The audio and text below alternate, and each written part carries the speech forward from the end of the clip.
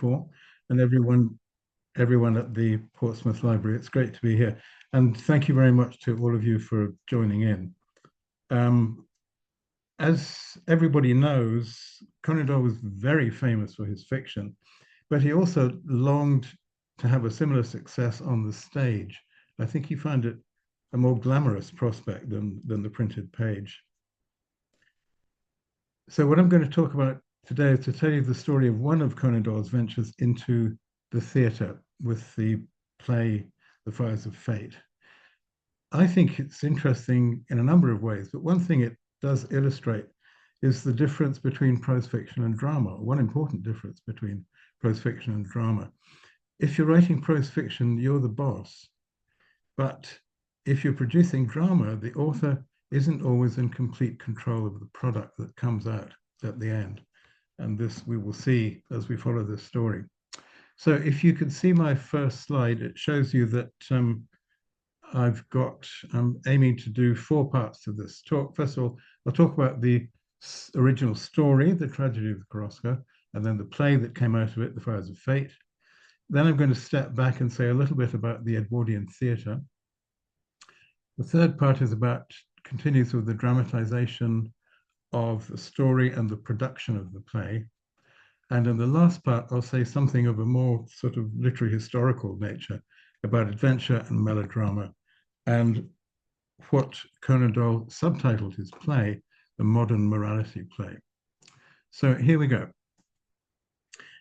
In the early days of the year 1896, Arthur Conan Doyle, a tourist on a Thomas Cook boat cruising up the Nile, found himself at the top of the Abu Sir rock on the west bank of the river, gazing down at the view of the Second Cataract and towards the town of Wadi Halfa, the British garrison town on the eastern bank. Sorry, this is such a rubbishy map, but there's the Nile, which flows from south to north with a delta at the Mediterranean. If you look right down at the bottom of the picture, you may be able just to see the name of Wadi Halfa on the east bank. There it is. It's disappeared now because of the Aswan Dam. It's been flooded. But Wadi Halfa was there. It was a British garrison town. And just across the river on the west bank was the famous Abu Sir Rock, which was an important tourist site. So Conan remembers it like this in Memories and Adventures much later. The banks in the upper reaches were not too safe, as raiders on camels came down at times. But on the water, one was secure from all the chances of fate. At the same time, I thought that the managers of these tours took undue risks. And when I found myself on one occasion on the rock of Abu Sir with a drove of helpless tourists, male and female, nothing whatever between us and the tribesmen, and a river between us and the nearest troops, I could not but think what an appalling situation would arise if a little troop of these far-riding camel men were to appear. An appalling situation it would be, but also a dramatic one.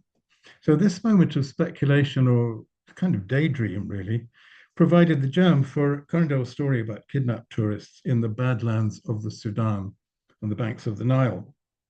The tribesmen that he was afraid of were irregular forces of the Khalifa, who was the military leader who was the successor to the Mahdi. And you might remember the Mahdi is one of the great villains of Victorian military history. The Mahdi was the leader of Sudanese insurgents, a religious as well as a military leader. The British very inaccurately called these Sudanese people dervishes. Now, the story happens 10 years after the Mahdist revolution and the death of the sainted General Gordon at Khartoum. As everyone knows, General Gordon was one of the great heroes of Victorian society, and he was killed by the Mahdi's forces at Khartoum, and everyone said he must be avenged, and he was eventually avenged, though many years later. The story takes place also a few years before the Sudanese uprising was decisively put down by this another great Victorian hero, General, not yet Lord Kitchener, who destroyed the Mahdist forces led by the Khalifa at the Battle of Omdurman. Let me just give you the chronology here. So the fall of Khartoum was 1885. 10 years later, General Gordon's still not avenged. The fictional story of the Korosko happens in February 1895. In real life, in November 1895, Conan Doyle and his wife visit Egypt in the interests of her health. Beginning of the next year, Kitchener begins his march up the Nile with his expeditionary force, and Conan Doyle, in great excitement, joins the British and Egyptian forces marching to defeat the Khalifa. He only joins the army for about a month. Returns to England, and in May and December 1897, his story, The Tragedy of the Korosko, is being serialized in the Strand magazine, and then it's published in the usual pattern. It's published as a book by Smith Elder in February 1898. In September 1898, Kitchener finally reaches Omdurman, engages the Khalifa in battle, and basically wipes him off the map. Kitchener defeats the Khalifa September 1898. So you can see how extraordinarily topical this story was.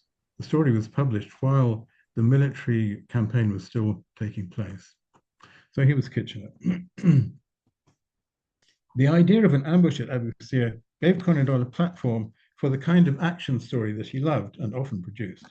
So he imagines a group of tourists, they are British, American, and French, who are captured by a group of dervishes, so-called, who carry them off across the desert to enslavement until their dramatic rescue by the Egyptian Camel Corps under their English officers. You might recognize it as essentially the plot of an American Western. It includes a love interest.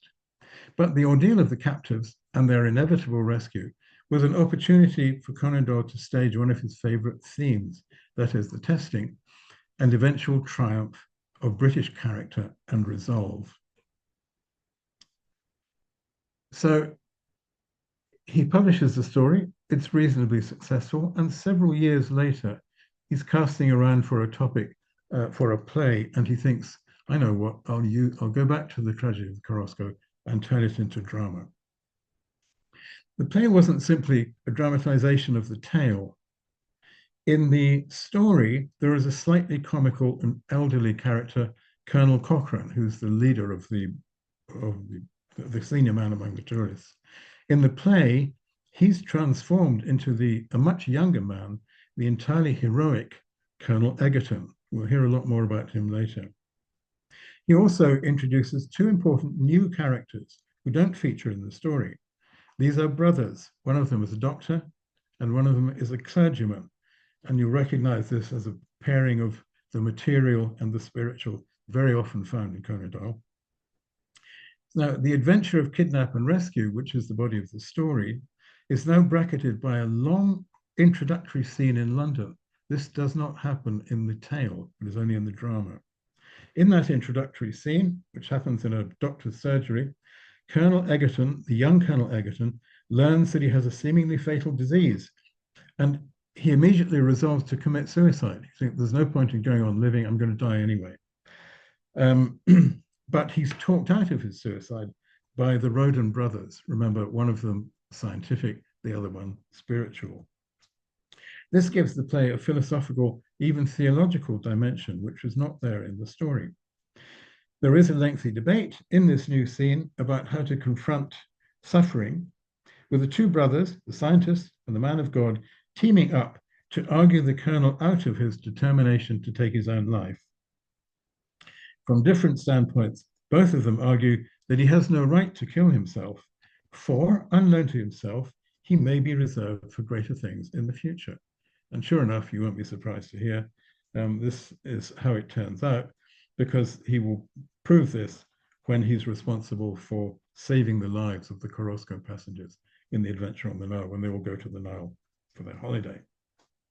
It's this debate about an issue that leads the author, Conan Doyle, to subtitle The Fires of Fate, a modern morality play, changing the title from an adventure story, Tragedy of the Korosko, to a providential tale. At the end of the original story, there'd been some conventional airing of the truism about learning through suffering. All the characters get around and say, oh, I've learned a great deal through my ordeal. I'm going to be a better person now on. But in that case, there was no disagreement among the characters about this pious sentiment, and it hardly amounted to a serious debate. In the play, though, there is a serious debate. And there's also a concluding scene absent from the story in which the colonel, after the rescue of the prisoners, makes a remarkable and complete recovery and gets the girl, Sadie Adams, the American girl. There's a very strong implication, and this is, of course, very common in melodrama, that this is a reward for his selfless courage. In other words, he's shown himself to be heroic in rescuing the captives, and as a reward for that, his apparently mortal disease, almost by magic, seems to vanish. The colonel's medical condition and its symptomatology is, I would argue, what Alfred Hitchcock called a MacGuffin. And it's been recently discussed very interestingly and critically in the 2023 Cameron Hollier lecture by Dana Richards. I'm happy to talk more about this later. Right, in September or October 1906, Conan Doyle wrote to his mother, quote, "I have a play on the stocks, The Fires of Fate, founded on the Korosko, which is really about the best thing that I have done. I don't know if there's money in it, but it is very strong. I have done one act and a half, and half another out of 5. I'll finish before Christmas." Often when he writes to his mother, he's very frank about his commercial ambitions. All Conan Doyle's dramatic works were based on stories and characters that had first appeared in his fictional narratives. Towards the end of 1906, he was reporting good progress, and he says to his mother in a letter, "It's new, quite new, which is what makes it so impossible to prophesy about. Ambitious, very, but there's the danger, however one can but try." So he thought he was doing something new, and I think not just new to himself, but new in the theatre. But later in the same letter comes an important piece of news, quote, "Lewis Waller comes for Christmas." The celebrity actor manager, Lewis Waller, was a personal friend who'd taken the title role in Conan Doyle's Brigadier Gerard. There he is, splendid figure in his hussar's uniform. That was in 1906. Without doubt, Conan Doyle had him in mind for the leading role of Colonel Egerton in the new play he was writing. And his presence in the Doyle household, when The Fires of Fate was uppermost in its author's mind, is significant. Waller would go on to star in Conan Doyle's modern morality play after, I think, playing a decisive role one way or another in shaping it. Okay, I'm going on to the Edwardian theatre now. Conan Doyle was a professional author, and the theatre was business. He was one of the most famous and commercially successful authors of the age, but he was associated, of course, with fiction, and especially with the relatively new short form. The short story is a late 19th century invention. The theatre also offered good financial rewards, though the risks were greater. But above all, it was the most glamorous of platforms for the writer. As Edward VII succeeded his mother Victoria as monarch, it was a varied and flourishing business in the metropolis. King Edward VII came to the throne in January 1901. Between 1900 and 1924, there were 12 new West End theatres built. It's remarkable expansion. Most London theatres were within easy walking distance of Piccadilly Circus, and they drew their audiences from the broad middle class of a society which was more literate and more leisured than ever before. These are also, of course, the people that read the Strand. Theatre was popular, though it wasn't as popular as music hall. The popular success of the music hall, or vaudeville, was a reminder to the stars and impresarios of the West End that theatres must entertain or perish. A lot of money was to be made in the theatre, but a lot of money was also to be lost on the London stage. Now, the theatre at the turn of the 20th century was dominated by a number of celebrity actor managers, of whom the doyen was Conan Doyle's friend, Sir Henry Irving. There he is, the first British actor to be knighted in 1895. That's a publicity still on the left, and on the right-hand side, you see Irving in one of his favorite roles, which is in Conan Doyle's play Waterloo, where he plays an elderly veteran of the Napoleonic Wars. It was one of his favorite turns.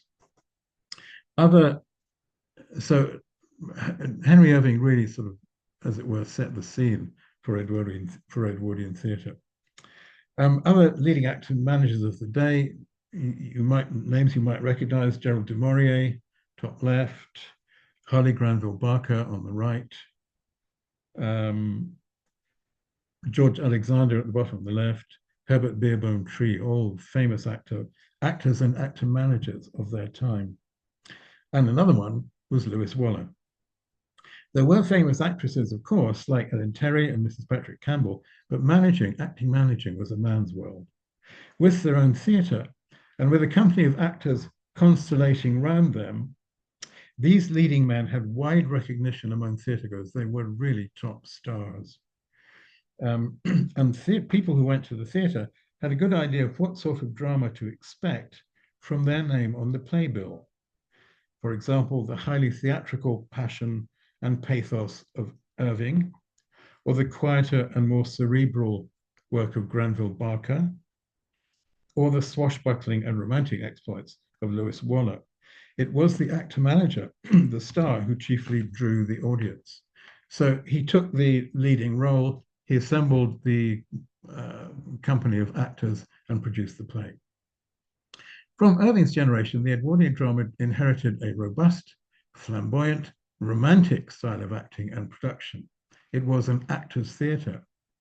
Although Lewis Waller was one of the younger actor managers in this company, his theatrical practice really belonged to the Irving tradition. He was very good looking and had a ringing voice. There he is, just look at him, fantastic. On the left in the role of Brutus in Shakespeare's Julius Caesar, and on the right, a little bit older, a little bit, shall we say, fuller in the face. This is how he appeared as Colonel Egerton in Conan Doyle's play. Waller had made a reputation in glamorous roles. He'd played Hotspur and Henry V, Shakespeare's most dashing military roles. His repertoire included D'Artagnan in The Three Musketeers, Robin Hood, and of course Brigadier Gerard. Men admired him and women simply adored him, says A.E. Wilson, adding, he was admittedly not an intellectual actor. Well, Conan Doyle certainly discussed the new play with Waller at Undershaw during the Christmas holiday of 1906. The introduction of Waller into the creative compound of the new play had, I think, a catalytic effect on the development of the drama out of the raw material of Conan Doyle's story of adventure in the Sudan. If you introduce Waller as like introducing a kind of magnet into the process, so everything rearranges itself around him. The Waller factor, as we might call it, drew the play firmly towards straightforward heroism and action, making it, of course, a star vehicle, which is what Waller wanted. The presence of the star in the drama definitely gave it a better chance of success, so long as he remained in the cast, but also perhaps, as we'll see some of the reviews indicate, it gave it a somewhat old-fashioned air. Because in the Edwardian theatre, other forces were on the move. The year 1904 was a significant one for dramatic modernity. It saw the first production by Harley Granville Barker of George Bernard Shaw's play Candida at the Court Theatre. And Shaw followed this with a whole string of what he called new dramas, which were produced by Granville Barker at the court. There followed plays by Shaw, by Granville Barker himself, a very good playwright, John Galsworthy, Henrik Ibsen, who was the kind of godfather of the new drama in England, and others. The repertoire of what theatregoers and critics would recognize, even if they couldn't define it, as the new drama. The new drama, unlike the traditional one, was a writer's drama. Irving's theatre is an actor's drama. The new drama was a writer's drama. The plays were wordy. They examined social and political issues. They were dramaturgically unconventional, and they were not afraid of discussion and debate. The audience at the court, later called the Royal Court Theatre, of course, still doing plays of this kind, the audience at the court thought of themselves as intellectual and progressive, probably liberal, perhaps socialist, but also probably an elite. They, at the court, you were not expected to attend in evening dress, even in the stalls, whereas in other theatres, you're expected to dress up, make an occasion of it. Ladies who sat in the front rows of the stalls at the court theatre were told to take off their hats. these great big Edwardian hats, lots of fruit on them. The person sitting behind you couldn't see anything. So the ladies were asked to take off their hats. And this gives you, I think, a clue as to the seriousness of the kind of drama that was performed at the court. So the Edwardian decade saw a rivalry between this theatre of ideas, the theatre of Granville Barker and Bernard Shaw and so on, with its more naturalistic acting style, and what J.C. Trewin calls the theatre theatrical, the more old-fashioned, largely conservative and romantic drama and its institutions that was the legacy of Henry Irving. Some playwrights, like Arthur Wing Pinero, for example, managed to have a foot in both camps, some actors too. Differences and convergences could be discussed, but in the round, it's clear which kind of theatre both Arthur Conan Doyle and Lewis Waller belonged to, the traditional kind. Though its author had claimed it for modernity, subtitling it a modern morality play, The Fires of Fate offered a distinctly old-fashioned theatrical experience. Once you had sat through the talkative first act, the critic for the Times reported, with some complacency, you could settle down to an evening of what he called adventure, excitement, sentiment, and even fun. This is not an inventory you would expect to find in any play by Ibsen or Bernard Shaw. Okay, part 3, dramatization and production. When the play finally saw the light of theatrical day, it was the dashing Lewis Waller who took the lead in the role of Colonel Egerton. And it was produced in Waller's London Theatre, the Lyric, which had been Irving's theatre, actually. Irving now dead. It was produced in Waller's London Theatre after being tried out in Liverpool as a kind of dress rehearsal. It opened in London on 15th June 1909 at the Lyric Theatre, in Shaftesbury Avenue, where Waller's company was based. I can show you, the play pictorial is really a kind of advertising vehicle for plays, lots and lots of pictures showing you what's new on the West End and what's enjoyable about it. So The Fires of Fate got quite a good spread with many pictures in the play pictorial. And there on the front of this issue, you can see Lewis Waller as Colonel Egerton, and he's making up to the heroine, the ingenue, whose name is Sadie Adams, an American girl. The first night audience was enthusiastic. Another letter to Mary Doyle, again undated, again strikes a positive note. Conan Doyle says, the play goes well. I think we have a valuable property. Again, he's got his eye on commercial success. I think we have a valuable property. I may tell you that I own it, as well as getting authors' fees. So we shall do well. For all these brave words, the play actually struggled to make an impact. It was unlucky, Conan Doyle protested later, as it was produced in a very hot summer, and people didn't want to go to the theatre, it was too hot. Though he continued to believe it was the best dramatic work he'd ever done, he found himself obliged to carry it through the holiday months at his own expense. It ran at the Lyric from the 15th June to the 11th August. The Queen came to see it in July. But after the 11th of August, Ben Webster stepped up to take over the role of Colonel Egerton. So Lewis Waller quit the play. As Conan Doyle remembered it, Lewis Waller was keen on some new play.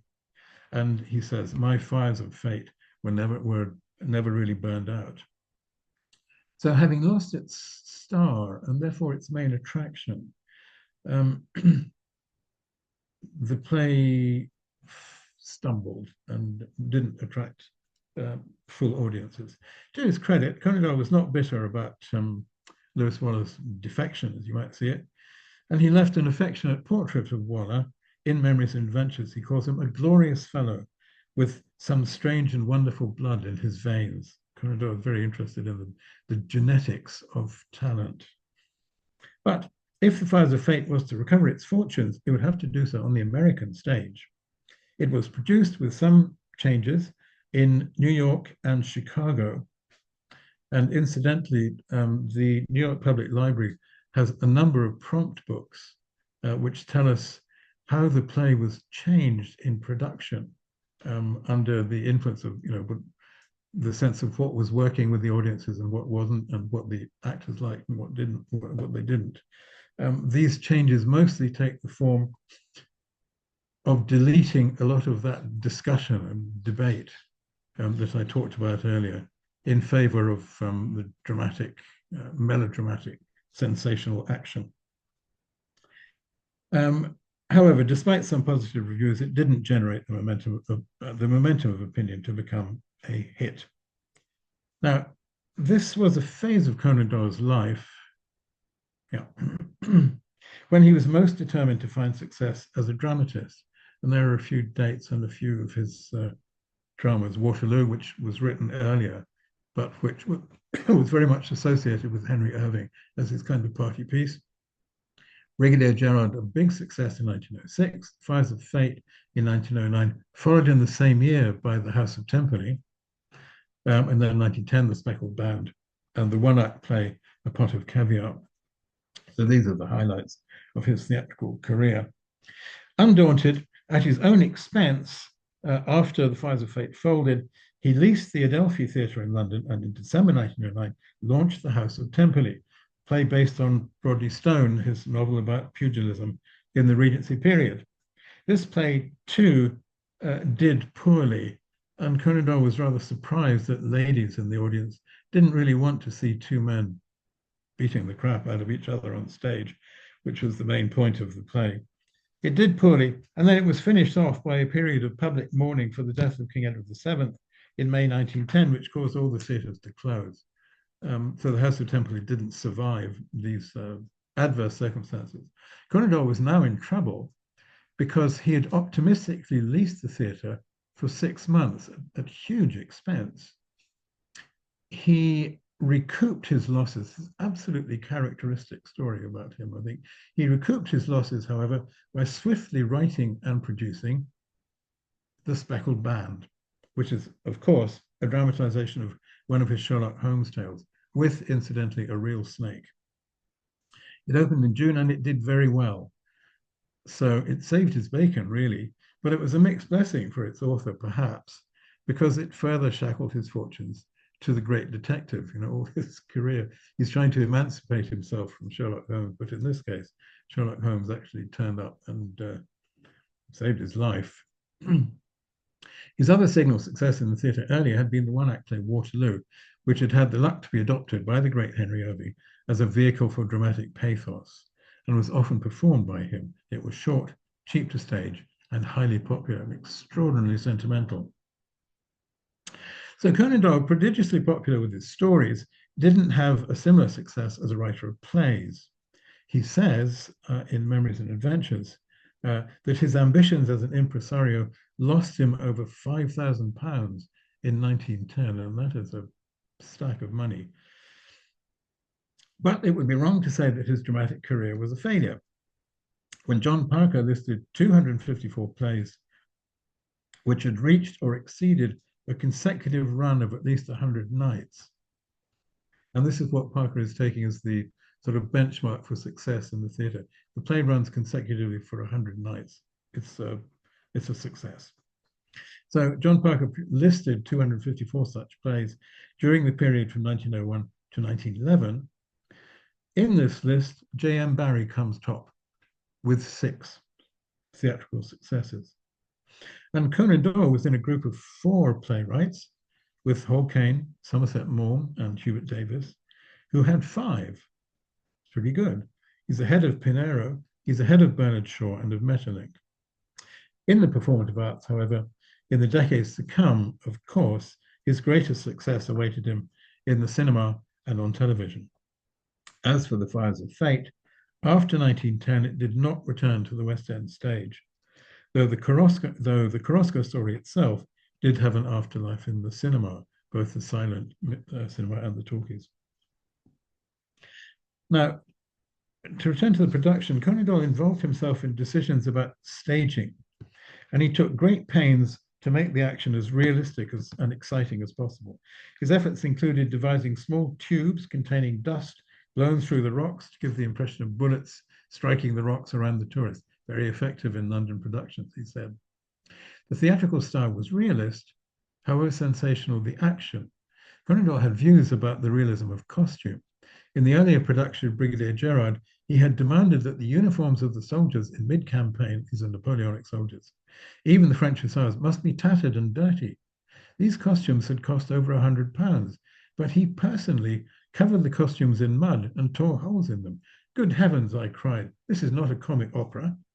Significantly, only Lewis Waller, the glamorous star of Brigadier General, was allowed to retain his grease paint and his nice new clothes. It tells you about the power of the actor manager to dictate how things went. Now, the author was similarly insistent that the brutality of the kidnappers in the Fires of Fate should not be simply conventional.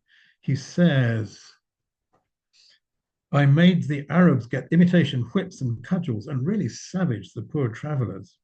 The effect was novel and appalling. I'm afraid this is not a very good picture, but it shows you towards the climax in the middle of the play where the poor old European tourists are being manhandled and beaten up by the Arabs. And Conan Doyle wanted to make that as realistic as possible. He claimed that at one performance, an army officer in the front of the stalls could hardly be restrained from clambering onto the stage to render assistance to the victims of this horror.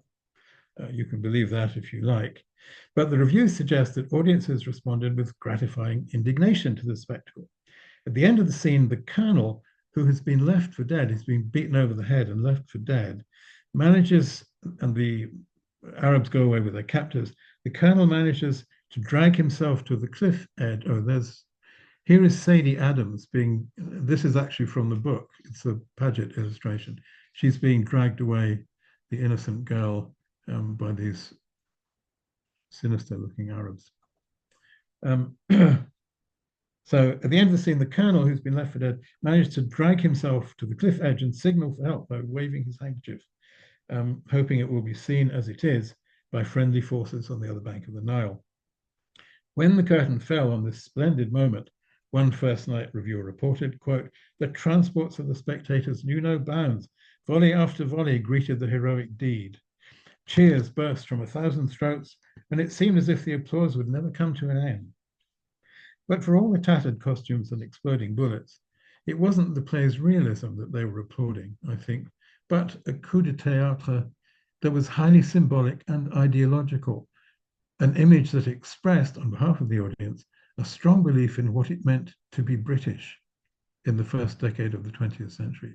The heroic colonel who's been battered around and wounded, dragging himself to the position of making a signal which will save the lives of his fellow travelers. Okay, lastly, adventure, morality, and melodrama. The reception of the play was rapturously enthusiastic, according to the reviewer from the Morning Post, but several reviews also suggest reasons why the play was not able to convert this early acclaim into a successful run. If this was really a morality play, as he called it, as he subtitled it, modern morality play, why the thrilling last-minute rescue by the Camel Corps? Not much morality in that. Or if it was a straightforward action adventure, then why the earnest discussion between the materialist doctor and the spiritual minister? Why the harping on about learning through suffering? It seemed a bad fit.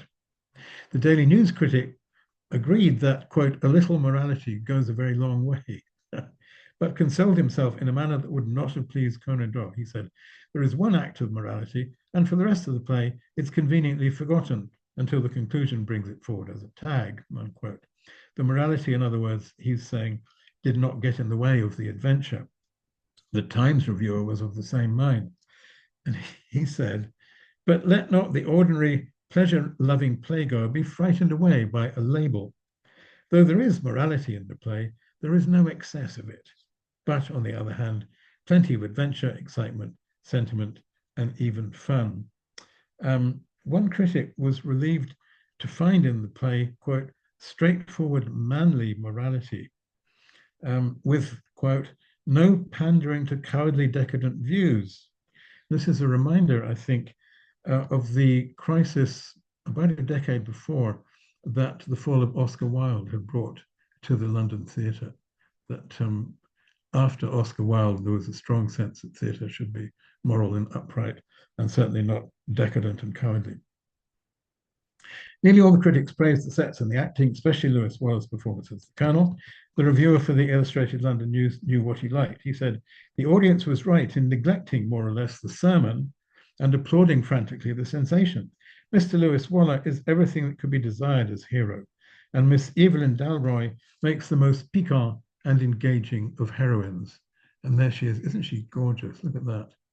This wonderful Edwardian silhouette and the hat. She looks as if she's posing for a portrait by Whistler. Waller, meanwhile, one of the criticisms in the Bystander had a pencil sketch of Waller. Underneath it, the legend: the brave, generous, noble, gallant, faithful, heroic, unselfish, true-hearted Colonel Egerton, brackets, Mr. Lewis Waller. So everyone knew the kind of character that Waller played. So the emphasis on the adventure and the sort of downplaying of the moral was something that annoyed Conan Doyle. The sort of thing that prompted the author to grumble. He said, I don't mind what they say about morality, but I'm amazed at the mixed cynicism and obtuseness of some of the critics. The Westminster Gazette said Conan Doyle was wise to attach the label morality play to his play, for without it, said this critic, people would not have discovered that The Fires of Fate is out of the common, but merely would have regarded it as a melodrama in which rather too much insistence is paid to an obvious moral lesson. This was not, in other words, the theatre of ideas. Furthermore, far from being modern, the same critic declared, and I think this is quite a damaging criticism actually, that there was nothing to suggest that the work was any later in date than the period of the story, that is to say, 1894. In other words, it was old-fashioned, it wasn't modern. There was a consensus among the reviewers that there was some misfit between the morality and the adventure plot, perhaps an inevitable tension in the work of a writer, Conan Doyle, who increasingly wanted to be taken seriously as a thinker and not just an entertainer. And there was the same tension, as we've seen, in the Edwardian theatre itself, where a traditional extroverted romantic style of drama and performance was being challenged by a more prosaic, realistic, even didactic style of work in the hands of Shaw, for example, devoted to serious social and psychological themes, such as, in the case of The Fires of Fate, the theme of suicide. Melodrama needs a simple structure of hero and villain. The tragedy of the Korosko, the original story, has a suitably diabolical set of villains, the dervishes, of course, but it lacks a standout hero. Only when the story was adapted to become The Fires of Fate, starring Lewis Waller, did it emerge as a true melodrama. It is also the adaptation that adds to the adventure story a new dimension of thematic discussion of the problem of suicide that draws it closer to the drama of Shaw and Granville Barker. In The Fires of Fate, Colonel Egerton is the melodrama hero, courageous and chivalrous. Sadie Adams, attractive and vulnerable, plays the innocent heroine. And in melodrama, there usually is an innocent figure, usually a woman or a child, who is threatened by the villain or by evil and has to be saved by the hero. The dervishes are multiply villainous. They attack unarmed. There they go with Sadie again. This is an image, I think this is an important image for the story, the image of innocence threatened by savagery. They attack unarmed civilians, they offer violence to women, it's the worst thing you could do for Conan Doyle. And in attempting to force their captives to convert to Islam, they're unambiguously anti-Christian as well. In the enjoyable and inevitable pattern of melodrama, virtue is first bested. Remember, the colonel left for dead, the women dragged away to captivity or worse. But in the end, virtue is triumphant. A reassuring and conservative genre, melodrama reveals the universe to be a morally legible place where the triumph of good is asserted in, of course, the happy ending. It's also worth considering that Conan Doyle was an imperialist writer. In his lifetime, 1859 to 1930, the British press had been able to report a war record of uninterrupted success for Britain and her allies. I think this is a very important part of the historical background for a writer like Conan Doyle. Military successes. Admittedly, this eventual military success had usually been achieved only after initial failures. This is the pattern of imperial wars. To begin with, the British do very badly. It's like a football game. The first half of the game, they're losing, but in the end, they triumph. So this eventual success had usually been achieved only after initial failures. But what was this, in other words, but the pattern of melodrama itself? That adventure story with a morally satisfying ending. Perhaps the popularity of the genre owed something to this serial national spectacle of suffering followed by triumph. For Conan Doyle, the paradigm of virtue, challenged but victorious, offers a simple way of understanding his country's modern history and future destiny. Although these two favorite genres of the Edwardian theatre, that is, the happy ending adventure and the problem play, may not have been a perfect fit in the Fires of Fate, they actually corresponded quite closely to Conan Doyle's own profile as an author. He had made his name as a purveyor of adventure stories, including, of course, the adventures of Sherlock Holmes, which he continued to publish up until the last year of his life. But he increasingly came to see intervention in the controversial issues of the day as an essential part of the role of the man of letters. The year of the Fires of Fate was also the year of his championing of the wrongly imprisoned George Edelgie.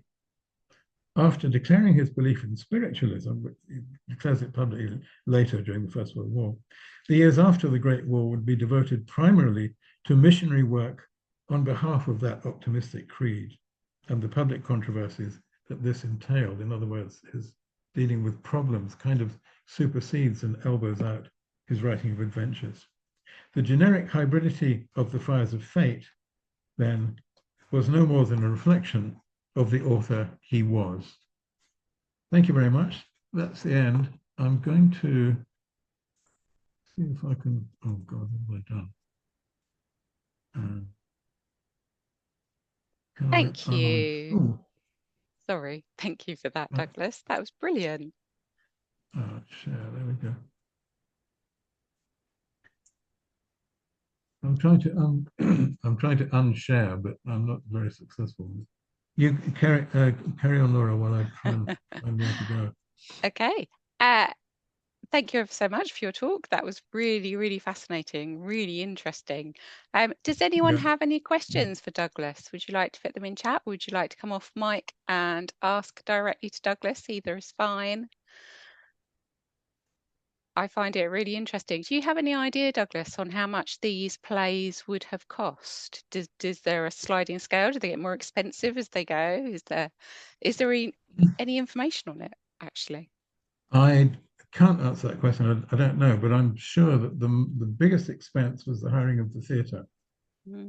And that's what nearly drove Conan Doyle into bankruptcy after the House of Temperley had failed, because he rashly hired the theatre for 6 months and the play collapsed. He had an empty theatre, not earning any money for him, but charging him rent all the time. So that his recourse to writing with incredible speed a new play, admittedly based on a story that he'd already written. And this really shows you something about it. And then getting together the same cast of characters that had just been fighting each other in the House of Temperley, the pugilistic story, now converted into the characters from the Speckled Band. That's pretty good achievement. So he was able to reverse his fortunes on that, and in the end, made some money on his hiring of that theatre. That would have been the main thing. The actor manager would have taken a large slice, but I can't tell you how much. And then the same as in contemporary theatre, and the smaller the part, the less likely you were to be rewarded for it. So I don't know, but it was obviously it's a lot more risky than being an author, because if you were an author, even a rather unsuccessful one like Kissing, it was only yourself that you had to worry about, and your destitute family, of course. But theatre is a corporate thing. It involves a lot of people. A lot of people depend on the author producer. So it's always a big risk. And even for a well-established, and everyone knew who Conan Doyle was. and he was enormously popular, but that didn't always guarantee success in the theatre. That's really interesting, isn't it? I would have thought he would have had flocks of people to see his plays. So I find that quite interesting, really. And also, I mean, that's such a responsibility. Like you say, if he was writing, then that's him with a pen and a piece of paper, and that's not really, there's no great outlays there, is there? So Yeah, it is exactly really so. interesting because you've got the costumes, you've got the actors, you've got the scenery, the props, all of those things that all cost a lot of money. It is, Um, and of course there's the competition, mm, because with all these new theatres springing up in the West End, um, they're all producing something.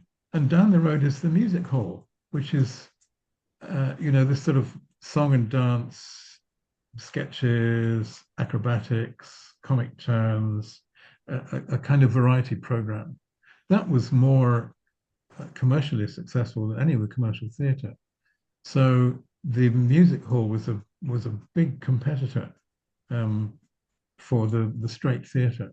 And then, down the road, there's a new play by Bernard Shaw, as it might be, or Beerbohm Tree is starring in a Shakespeare revival.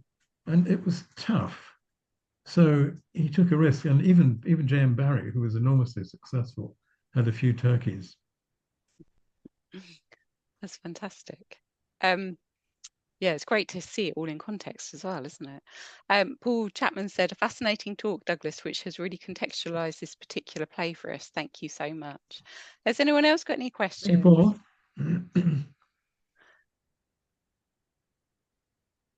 Add another one, it's gone. Did Conan Doyle know about his, I guess he knew that it wasn't successful, but he just kept going on because he would have read the reviews, right? He would have seen what was written about Well, him or the reviews weren't bad. All of the reviews said Lewis Waller is great if you like that sort of thing.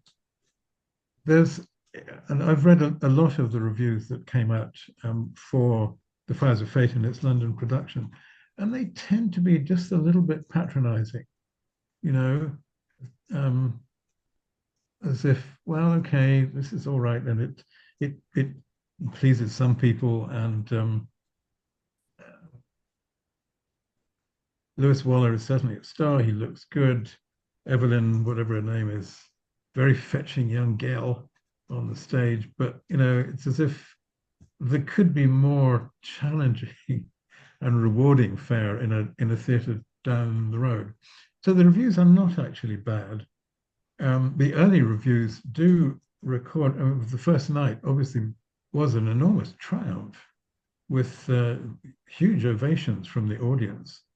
But after that, it just drifted away a bit, as it will. I mean, the theatre is risky. You know? do you think he was a gambling man?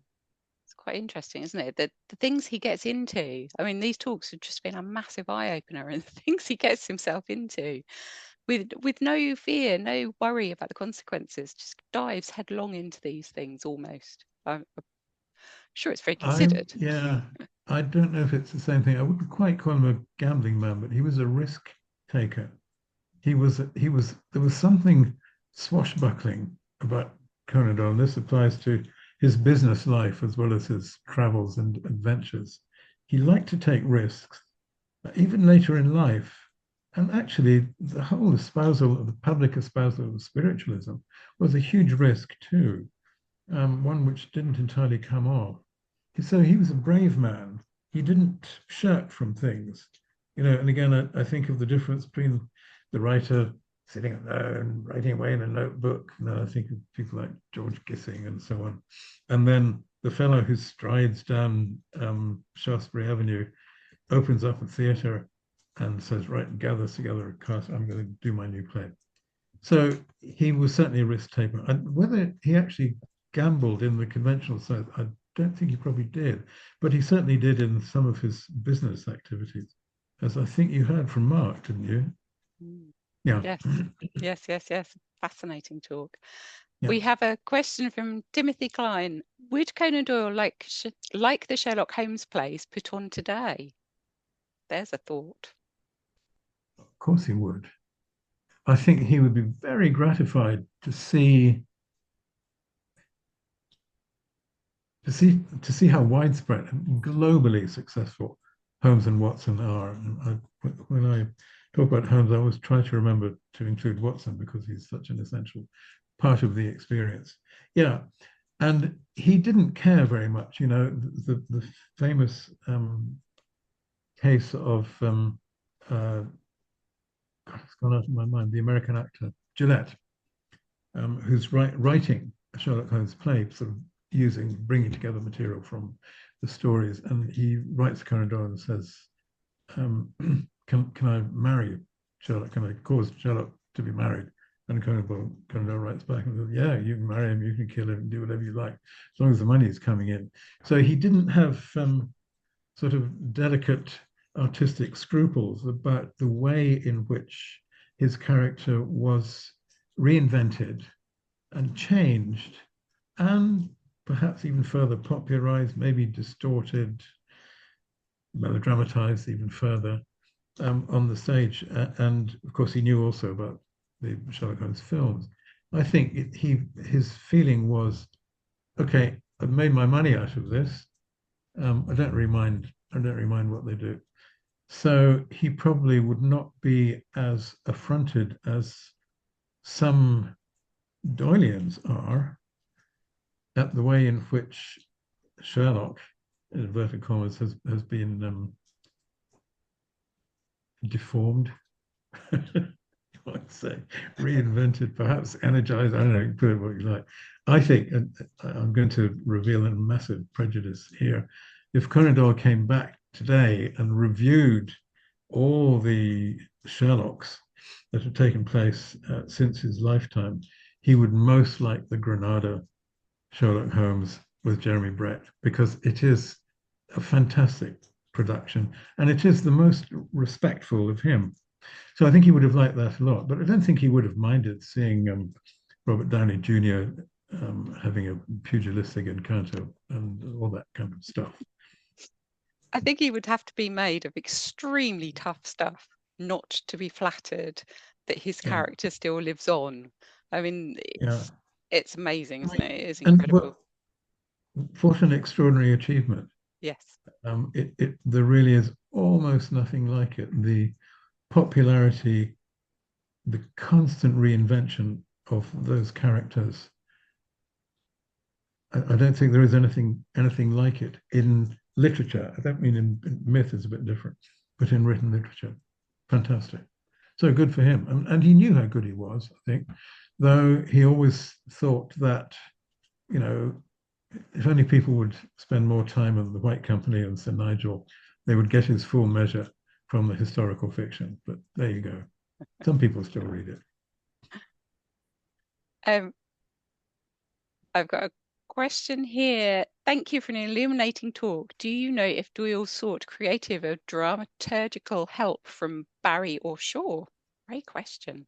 Okay, that is a good question, and I don't know the answer. And he didn't always, he wasn't always eye to eye with Shaw.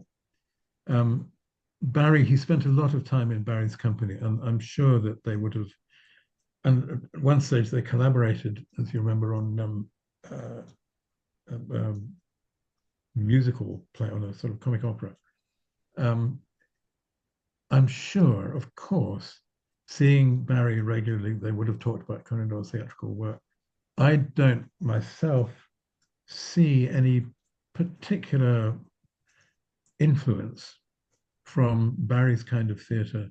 It's very idiosyncratic. It's not really like anything else. And the stuff that Conan Doyle produced. But sure, I would be very surprised if he didn't, send drafts to Barrie and say, "What do you think of this?" And Barrie might have said, "You might want to consider altering this scene or whatever." But I don't know of any evidence to support that. It seems to me very likely. Shaw, I doubt it. I don't think he would have taken advice from Shaw on anything. No, I mean, they were perfectly amicable, but there was chalk and cheese, really, those two. It's fascinating, isn't it? The dynamics between humans and stuff that we can read about, but we can't really tell how one thought about another, unless it's, actually written down. That's quite an interesting thought, isn't it? I wonder how he did view his peers and his surroundings in theatre as well. I wonder what he made of it all.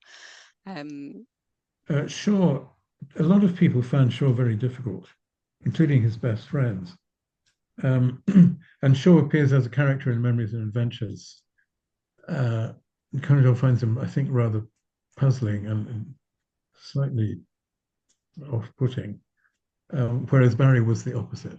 Barry was extraordinarily charming. Everybody loved him. Um, I saw something about Bram Stoker. Was yes, that another we just question? have one before that. I Mhm. believe Barry and Doyle also played cricket together. I think that's You true, bet. isn't it? Yeah, they Yeah. certainly did. Barry's team, called the Allah Akbaris, a completely hopeless team, except for Conan Doyle, who was actually rather good at cricket. So the scorecard tends to read, Barry naught, next person three, Conan Doyle 56, and then it goes downhill. Um, he played a massive amount of cricket, Conan Doyle, at all levels. And at the bottom level, as it were, is a sort of rather comic opera cricket that he played with Barry's lot, about which there are some very funny reports. But right at the top, he did play for the MCC. Um, he played a lot of local cricket. Um, he said that the most uh, proud moment of his life was when he bowled out W.G. Grace, the legendary cricket maestro. Mm. And I'm struck, if you look particularly at the Conan Doyle chronology, at how much time he spent on sport, cricket in particular. But as you know, he was involved in all sorts of sport: rugby, football, uh, skiing, fencing, or down all the way down to billiards. Do you He know? was. It was part of being a gentleman that you belonged to the sporting class, and even though he was a ferociously hard worker, he was very capable of stopping to play, 3 or 4 day game of cricket, which he had to concentrate on. So it meant a lot to him. It was an important.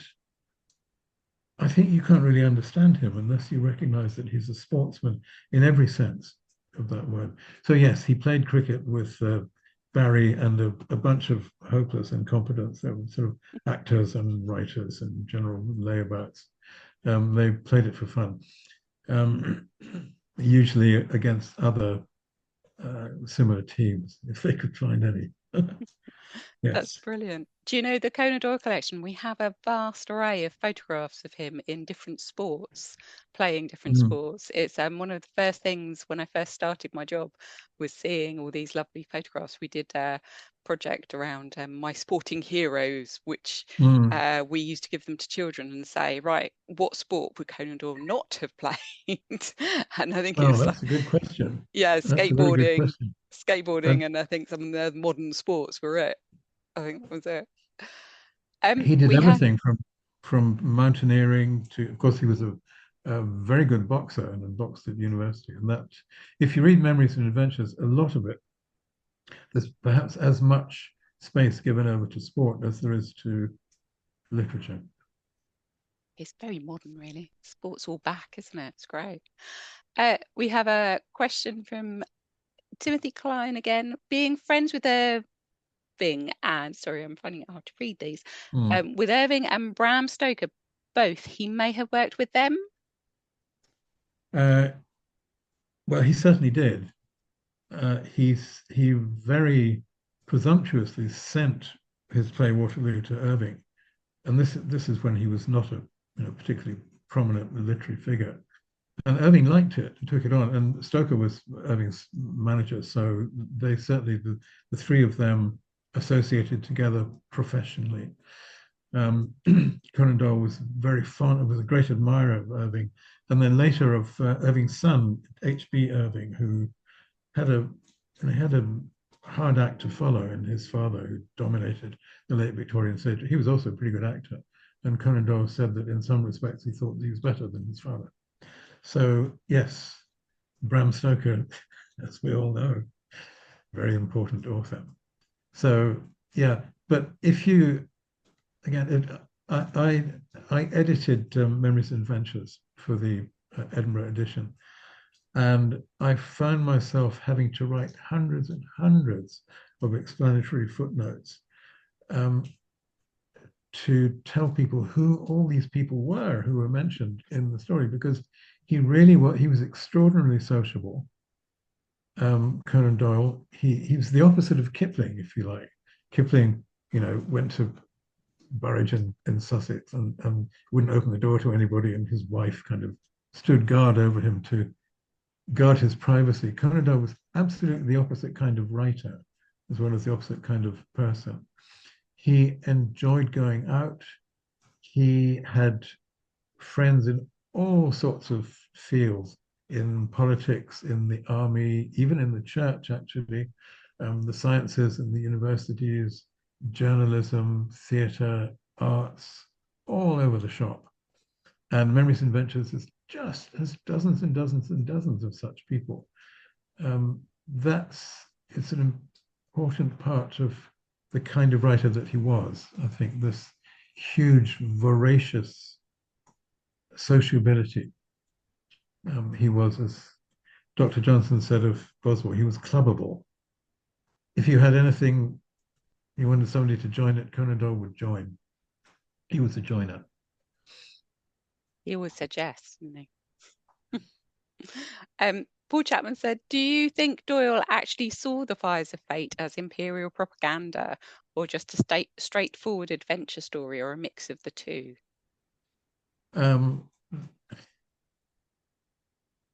That's a good question, Paul. I don't think that not quite sure how to answer this. I don't think that he saw it, that he intended it to be imperial propaganda. I mean, what was the point of doing imperial propaganda on the London stage? But it was certainly about empire. As you can see, perhaps more from the story, The Tragedy of Korosko, than from the play, The Fires of Fate. There is a theory of empire in it, which is almost a kind of, I don't want to get into trouble here, but it's almost a sort of eugenic theory of empire. It's about race, and how the white races, and particularly the British, have certain qualities which enable them to rule the world, and the other kinds of people are jolly lucky in most cases to have them there to do it. These were Conan Doyle's beliefs about empire, but I don't think he would have been surprised to have been called an imperial propagandist. I think he probably just thought that he was showing it the way it was. Don't forget that by the time he came to write The Fires of Fate, he had seen the British Army in action in the Sudan under Kitchener, and he'd seen the British Army in action in South Africa under Roberts and others. He was very heavily invested in empire. He believed in it viscerally, I think. So I don't think that he would have felt the need, that's a strange way to put it. I don't think he would have felt the need to write imperial propaganda. Why should he? But there it was. And in so many of his stories, as you know perfectly well, Paul, the empire is a kind of given in the background. You don't always have to spell out its accomplishments and its benefits. It's just there. So no, I don't think he would have thought of himself as a propagandist. Though, of course, you could say the Fires of Fate and the Tragedy of Korosko are extraordinary examples of imperialist writing. That's what they are. Yeah. Thank you. Has anyone else got any other questions at all? It's fascinating. There's a whole world in that. I'm not even going to start on that because I think we would just go on all night. I think it's a very big topic. Yeah. Yes, there's an awful lot there, isn't there? Really, really fascinating, really interesting. Okay, well, Thank you very much, Laura, and thanks to everybody who listened, and to everybody who asked questions. That was really useful. Many thanks. That was great. Wonderful. Thank you, Douglas. Thank you, Douglas. Really Thank interesting. So you now have a holiday for less than a week before you start on the next project, right? Yeah, we're now, so this is Worldwide Doyle over and out, sadly, for 2024. We'll be back Yeah. hopefully next year. Good. We're off to do Summer of Sherlock, so this is where I now switch my audiences to local residents and I engage and tell them all about Arthur Conan Doyle, because a lot of them either forget or they don't realise that Conan Doyle was actually living in Portsmouth when he wrote Sherlock Holmes. So this is the Yeah. educational side of it, and getting the new mini Sherlockians involved. So I'm doing a lot of children's workshops in Good. the Well, libraries. best of luck with that. Thank you very much. Well, all of these recordings, thank you to all of our speakers this year. They will all go up on the wonderful doings of Doyle website, thanks to Mark and Paul. It's just been such a terrific year of speakers. It's been really, really, really enjoyable, as is always the case. It's such a fantastic insight. Thank you all for your support and your dedication for joining. So thank you Thank very you all. much. Bye-bye. See you next year. Bye. Bye.